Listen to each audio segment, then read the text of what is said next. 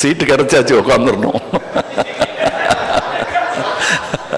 Junior ஆர்டிஸ்டா இருந்த போது நாங்கள் கண்டெடுத்து இவர் அப்படின்னு பார்த்து கூப்பிட்டது அவர். இன்னைக்கு அவர் எங்க கூடயே பயணம் உட்கார்ந்து சீட்டு கிடைச்சாச்சு, உட்காந்துடணும்.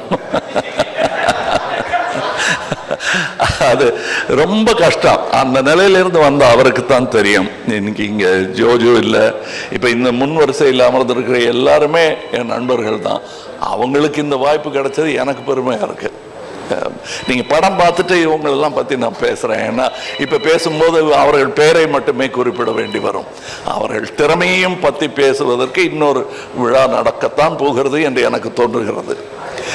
அந்த விழாவில் உங்களுடன் பேசுகிறேன். மற்றபடி எனக்கு உறுதுணையாக இருந்த தமிழ்நாட்டிற்கே நன்றி சொல்ல வேண்டும். நான் மேடையில் பேசும்போது உயிரே உறவே தமிழே என்று சொன்னதற்கான அர்த்தத்தையும் நான் முழுமையாக உணர்கிறேன். நன்றி, வணக்கம்.